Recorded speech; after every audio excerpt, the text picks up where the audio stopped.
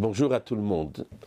Dans le cours précédent et l'avant-précédent, nous avons parlé de l'organisation.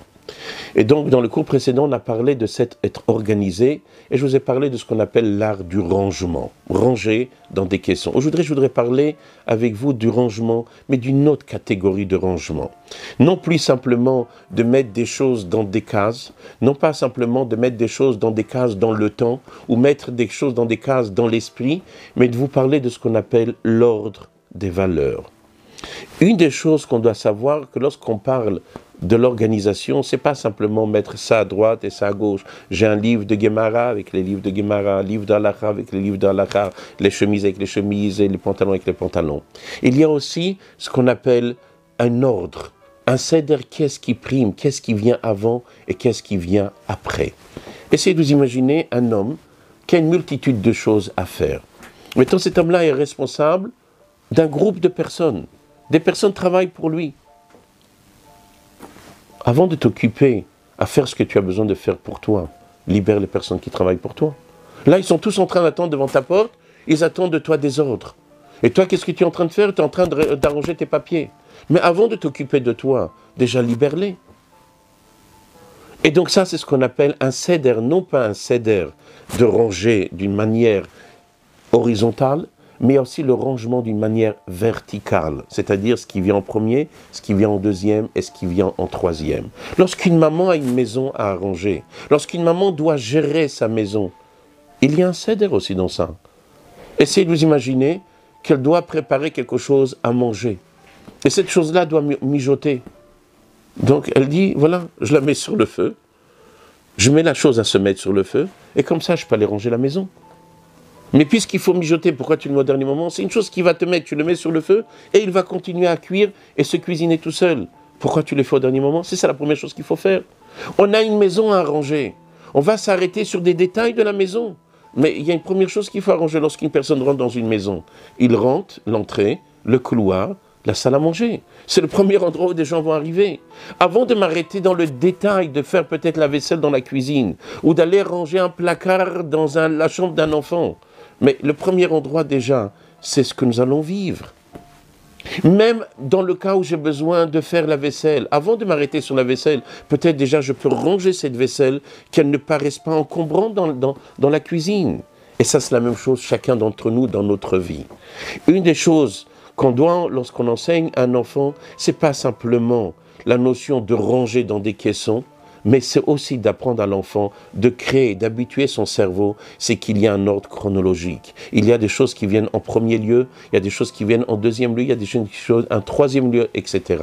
Donc notre travail à nous, dans notre éducation, comme je vous ai dit, nous sommes des bâtisseurs. Nous sommes là pour bâtir un enfant, pour lui donner toutes les chances d'être un véritable chassid, Yereshamaim Alam, d'être un véritable père, d'être un véritable frère, d'être un véritable mari, ou tout simplement d'être véritablement lui-même. Notre travail à nous, aujourd'hui, est de donner tous les moyens aux enfants de pouvoir réussir. Alors essayez de vous imaginer lorsque nous-mêmes, on n'est pas organisé dans notre esprit, on va dans tous les sens. Vous imaginez ce que nous transmettons à notre enfant? Alors c'est pour cela qu'on doit tous comprendre, nous avons une responsabilité. Nous sommes des parents, nous sommes des enseignants, nous sommes des frères, nous sommes des sœurs. Nous sommes de la famille, nous sommes l'Am Israël, Kol Israël Arvim Zelazé. On est tous responsables l'un de l'autre. On doit apprendre à nos enfants, on doit apprendre à nos élèves, on doit s'inculquer à nous-mêmes d'être Messoudar. Et comme je vous ai dit, l'Admour Azaken enseignait à ces chassidim d'être Messoudarim, d'être organisés. Et nous, en tant que chassidim, on a un devoir de l'être.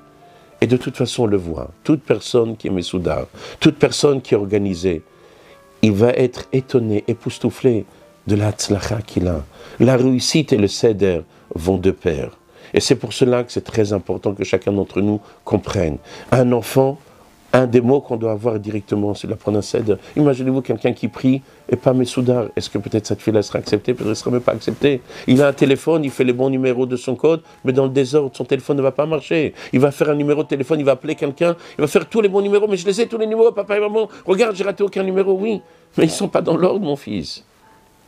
Il y a quelque chose qu'on doit faire en premier. Et c'est pour cela que ce seder-là, c'est une priorité. Vous prenez quelqu'un, il y a un feu quelque part.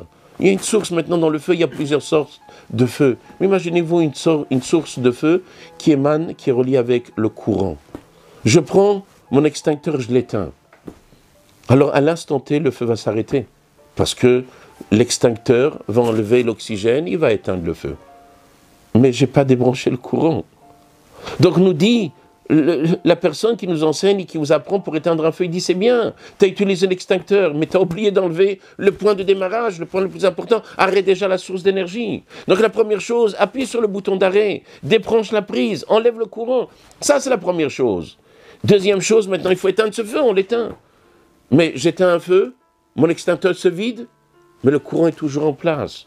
Il va redémarrer, tout va reprendre. Pourquoi? Parce que, c'est vrai, j'ai utilisé l'extincteur, mais je n'ai pas fait dans le bon ordre. Il me manquait un céder. D'abord, je dois arrêter le courant, et deuxième étape, j'éteins ce feu. Alors que Dieu fasse que chacun d'entre nous, Bezrat Hashem, et chacun d'entre nous va le faire, parce que nous sommes tous des bons parents, nous sommes tous des bons enseignants, nous sommes tous des gens extraordinaires.